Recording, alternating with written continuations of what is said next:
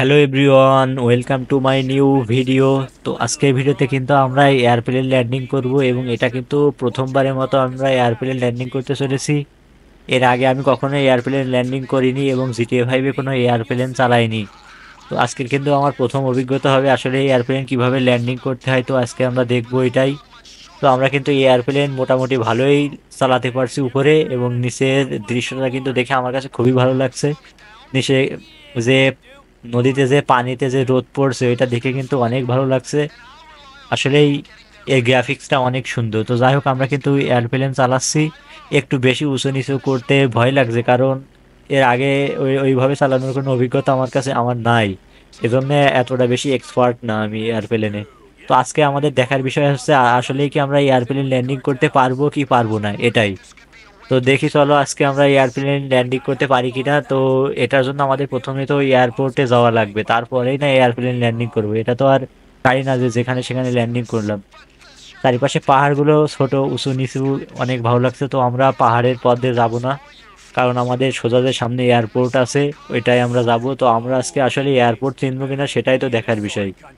এর আগে যেহেতু আমরা পাইলটগিরি করি নাই, এয়ারপোর্টে কোনো সময় ল্যান্ডিং করিনি বা এয়ারপ্লেন চালাইনি, এজন্য তো আমাদের একটু ধারণা থাকা লাগবে। তো আজকে যদি আমরা এয়ারপ্লেন ল্যান্ডিং করতে পারি, তো আমরা পরের ভিডিওতে কিন্তু একেবারে অরিজিনাল প্লেন চালাবো এয়ারপোর্ট থেকে নিয়ে, অথবা দরকার হয় প্রয়োজনে আমরা ডলার দিয়ে কিনবো। তো নিচে আমি প্রথমে ভাবলাম নিচে হয়তো পানিতে তিমি মাছ, পরে না দেখি ওইগুলো ছোট ছোট জাহাজ। তো যাই হোক, এখানে জাহাজ থেকে আমার আবার জাহাজ চালাতে ইচ্ছা করছে। তো যাই হোক, পরে চালাবো। তো এখন আমরা কিন্তু এয়ারপোর্টের সামনে প্রায় চলে আসছি। তো এইখানে কিন্তু আমাদের একটু প্লেনটাকে স্লো করতে হবে, এবং নিচে নামানোর যে প্রক্রিয়া, অর্থাৎ প্লেনের যে চাকা ওইটা কিন্তু সচল করে ধীরে ধীরে আমরা নিচে নামতে পারি কিনা দেখি। তো অনেক চেষ্টা কিন্তু নামিয়ে ফেলেছি আমরা, আমাদের কিন্তু প্লেনে কোনো বাস্ট বা এরকম কিছু হয়নি, আমরা কোনো কিন্তু অ্যাক্সিডেন্ট করি নাই। তো আমরা কিন্তু প্রথমবারে এয়ারপ্লেন ল্যান্ডিং করে ফেললাম। তো এখন আমাদের টার্গেট হচ্ছে এয়ারপ্লেনটাকে ওই নিয়ে সামনে যে ঘর দেখা যাচ্ছে ওইটার ভিতরে আমাদের রাখতে হবে হয়তো। হ্যাঁ, ওইটার ভিতরে আমাদের রাখাটাই হচ্ছে আসল কাজ। তো আমরা দেখি ওইটার ভিতরে রাখতে পারি কিনা, আস্তে আস্তে ধীরে ধীরে চালাই। এখন আর কোনোভাবে উপরে ওঠা যাবে না, উঠলেই তো আমাদের কাজ শেষ। প্লেন বাস্ট হয়ে যাবে কোথাও লাগলে। আমাদের একটু দেখে দেখে চালাতে হবে, আস্তে আস্তে চালাই এখানে।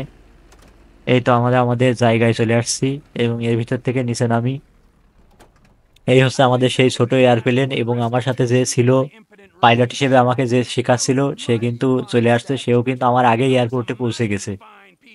তো আমরা কিন্তু এয়ারপোর্টে নামার পরে তার কিন্তু আর কোনোভাবে কোনো দাম দিচ্ছি না, তার কথাই কোনো আমরা আর গ্রাহ্য করছি না, কারণ আমরা বলছি যে আমরাই পারি, তুই পারিস না।